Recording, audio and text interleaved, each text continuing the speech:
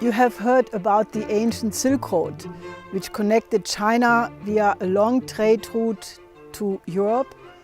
It was an exchange of silk, porcelain, book printing, but more important than the goods was the exchange of technologies. The ancient Silk Road brought enormous economic benefits to all the countries participating. But it also was an exchange of ideas and beautiful cultures. Today, China is offering a new Silk Road and a maritime Silk Road. And already more than 60 countries are cooperating. China has made an economic miracle in the last 30 years, which brought a development which most industrial countries needed 150 to 200 years for. And now China is offering that same model for every country which wants to cooperate with that perspective. The new Silk Road is based on a win-win perspective. That is, that each country which participates in it has equal economic, cultural and political benefits.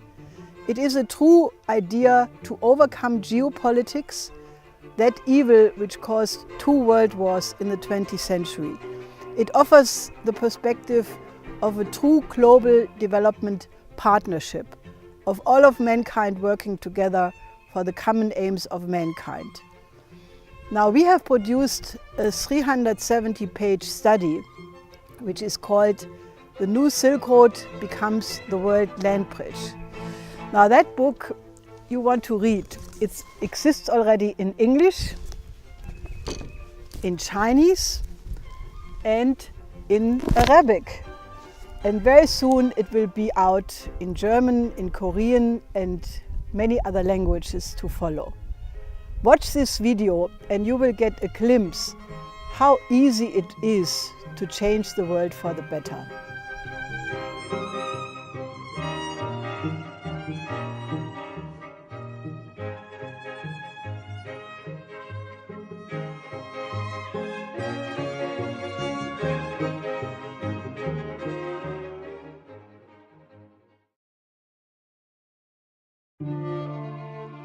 When Helga Zepp-LaRouche traveled to China in 1996 with a proposal for what she and her husband Lyndon LaRouche called the Eurasian Land Bridge, she arrived with a forecast that if the nations of Europe and Eurasia failed to economically integrate the disparate regions of the continent, powerful political and economic forces, in order to preserve their post-World War II hegemony, would exploit the weaknesses of these underdeveloped regions and destabilize the major continental powers, in particular Russia and China.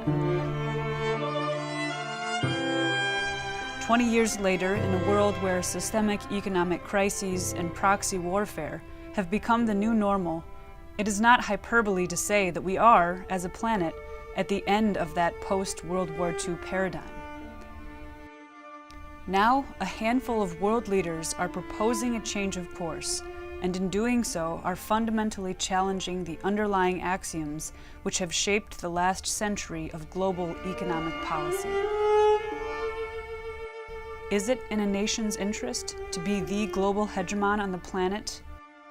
If a nation's or group of nations' defense policy creates a less secure planet, is it really effective? In what economic interest is it that entire populations and their continents remain malnourished and underdeveloped?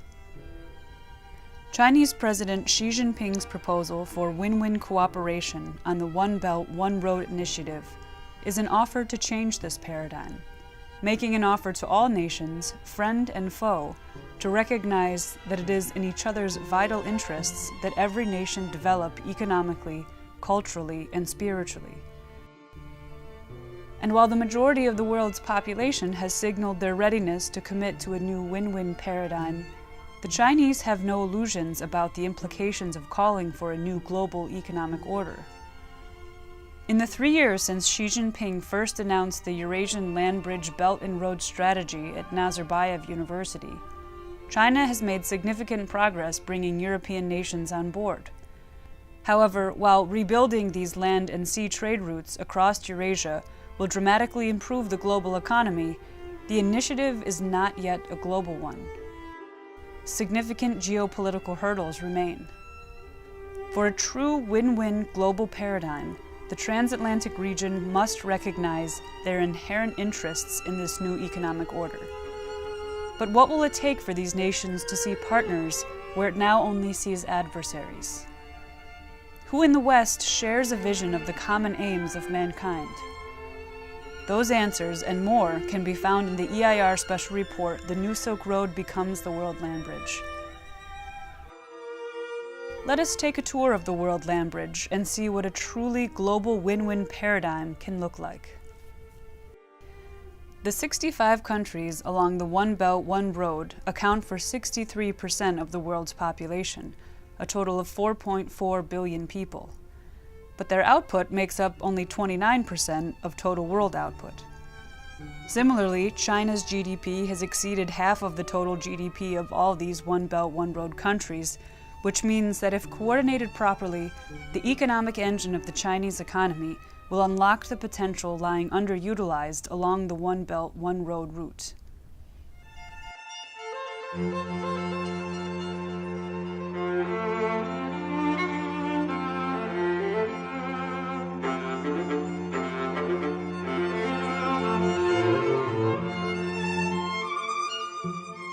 The European continent is generally associated with a high standard of living, a vast transportation network of roads, waterways, and rail, abundant electricity, and a rich history, a crucial part of which was a once high point of trade with the ancient Silk Road. But at what expense did Europe achieve and maintain this standard of living? And at what cost will it defend it? Has Europe and their allies' economic hegemony undermined the security of others, and by doing so, now compromised their own? The migration of over 1 million refugees from the Middle East and North Africa into Europe today demonstrates unarguably that the answer is yes.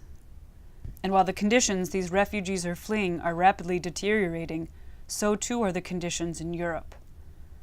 Since the end of the Cold War, Europe's loyalty to the City of London and Wall Street has sabotaged its own ability to sustain its standard of living. Today, Europe suffers from soaring youth unemployment and a chronic debt and austerity crisis, all of which is giving rise to extremist political organizations and cracking the facade of European unification. As China is currently demonstrating with its One Belt, One Road initiative, one of the greatest investments a country can make for its own security and prosperity is securing the stability and advancement of its neighbors. Such is also the case for Europe. The greatest improvement for Europe will be the coordinated development of Africa and the Middle East with the European continent.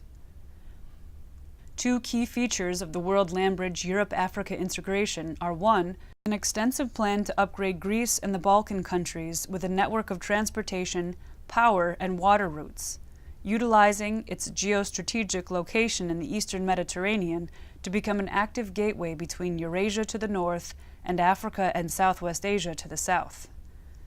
Second, completing the missing link between the two continents at the Strait of Gibraltar with a 25-mile tunnel connecting Spain and Morocco. Here, Spain, already a leader in high-speed rail, will no longer be at the edge of Europe, but will become a hub for a multitude of cultures and economic exchange.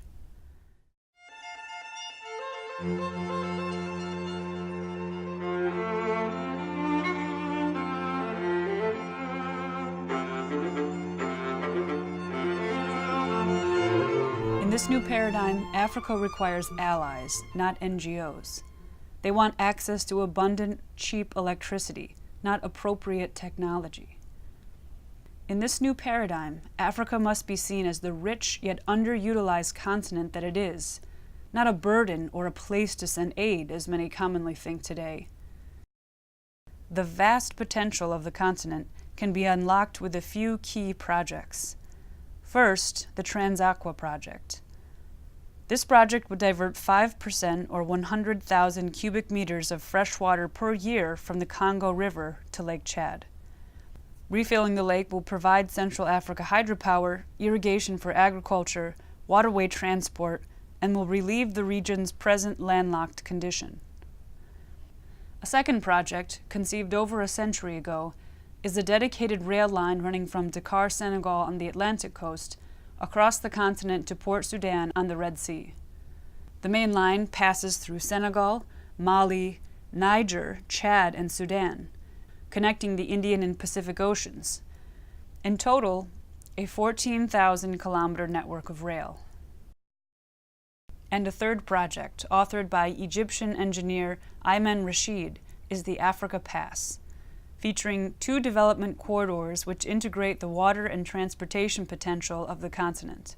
The Africa Pass connects the Great Lakes nation's agricultural output to modern roads and high-speed rail, leading to a major modern seaport at Sidi Barrani on the Libyan-Egypt border. This overdue connection creates an export outlet for agricultural products now being wasted for lack of access to markets and storage. The Africa Pass also outlines a 3,800-kilometer irrigation canal extending from the highlands in eastern Congo northward through the Central African Republic, South and North Sudan, and into Egypt to fill the Qatar Depression west of Cairo. The success and advancement of Egypt is not only key for Africa, but also for the Middle East. These 2 regions of the world have suffered the greatest under the current paradigm, and they have the most to benefit from a new one.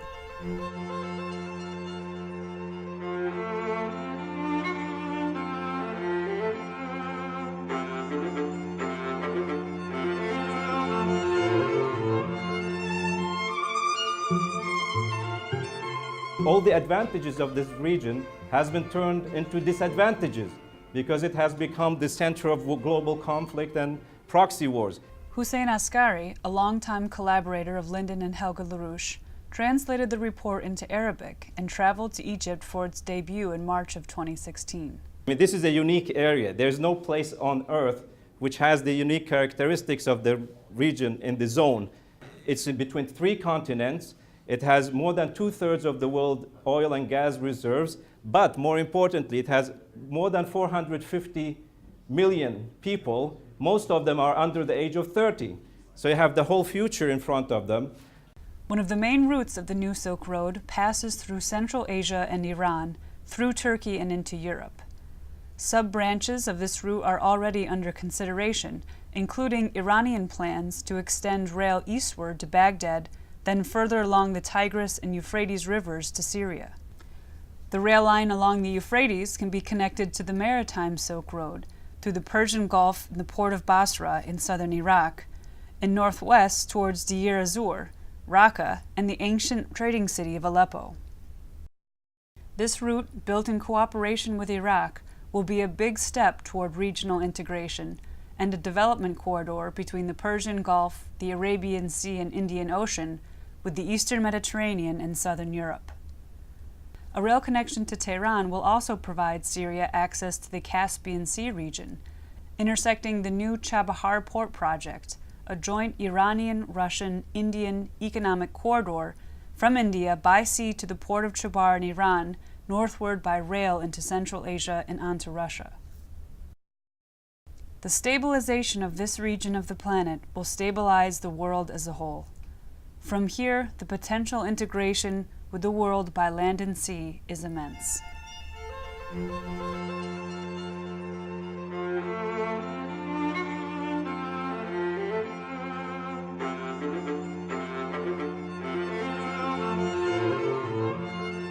Putting its own win-win cooperation to the test, China is proposing real development, not simply aid, to its southern neighbors in Southeast Asia. China has offered to extend its impressive high-speed rail network south, integrating the large populations of Southeast Asia into the One Belt, One Road corridor. Construction of the long-planned Kunming to Singapore rail corridor is now moving forward, due in large part to financing and construction contributions from China. The Central Line will cross Laos and Thailand before heading south to Malaysia's capital, Kuala Lumpur. The Eastern Line will run through Vietnam and Cambodia before linking up with the Central Line in Bangkok. The Western Line will cross more of southwestern China and much of Myanmar before joining up at the hub in Bangkok. far busier than the current poorly maintained land routes in Southeast Asia, are its sea corridors. Nearly a quarter of all the world's traded goods travel through the narrow straits of Malacca, the main shipping channel between the Indian and Pacific Oceans. With even short-term growth projections for the region showing full saturation and unsafe levels of congestion, alternative routes are being considered as part of the One Belt, One Road Maritime Silk Road initiative. One such route, long championed by Lyndon and Helga LaRouche and featured in the EIR report, is the Craw Canal. Not only would the canal's construction and operation provide a dramatic and lasting upgrade to Thailand's economy, due to its strategic location, this simple 30-mile-long waterway would boost the overall efficiency of trade worldwide.